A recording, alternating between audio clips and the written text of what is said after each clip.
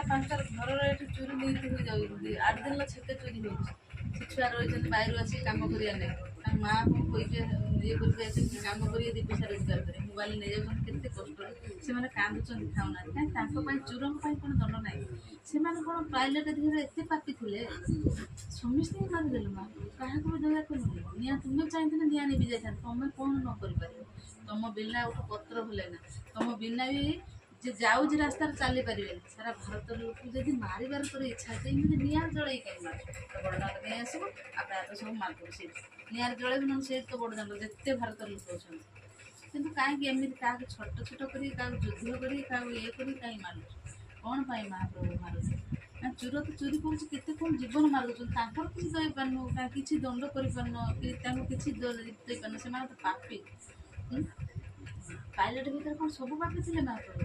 କେହି ବି ଗୋଟେ ଧର୍ମୀ ନଥିଲେ ନା? କାହିଁକି ମାରିଲ ପ୍ରଭୁ? ସେମାନେ ତ ତାଙ୍କ ପରିବାରର ଲୋକମାନେ କାନ୍ଦୁଥିବେ ନା, କାହାକୁ ଏମିତି ମାର ନା। ସାରା ଭାରତର ଲୋକ ତୋର ନା, ଆମେ ତ ତୋରି ସନ୍ତାନ ମହାପ୍ରଭୁ, କାହାକୁ ଏମିତି କରିକି ମାର ନା।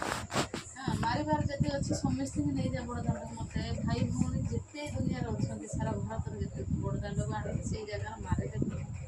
ତମ ବିନା ତମେ ଚାହିଁଥିଲେ ସେ ନିଆଁ ଲିଭେଇ ପାରିଥାନ୍ତା। ତମେ ଆଖି ଖୋଲିଦେଲେ ସବୁ କିଛି ମାନେ ସୁନା ହେଇଯାଇଥାନ୍ତା। ତମେ ଆଖି ବୁଝିଦେଲେ ବୋଲି ତାଙ୍କର ଜଳିଲା। କାହିଁକି ପ୍ରଭୁ କ୍ଷମା କରିଦେ, ଏମିତି କରିକି ମଣିଷ ମାରନା। ପାପୀମାନଙ୍କୁ ମାର, ଯେଉଁମାନେ ପାପ ରକ୍ତିରିକ୍ତ କରୁଛନ୍ତି। ଯେଉଁମାନେ ଭଲ ଲୋକଙ୍କୁ ମାର ନା ମହାପ୍ରଭୁ, ଦୟା କର ମହାପ୍ରଭୁ। ଗରିବ ଲୋକ ଅଛନ୍ତି, ଧନୀ ବି ଅଛନ୍ତି, ସବୁ କ'ଣ ତା ଦେହରେ ପାପି? ତାଙ୍କୁ ବଞ୍ଚେଇ ଦିଅ ମହାପ୍ରଭୁ। ଏମିତି କରି କାହାର ଜୀବନ ମାର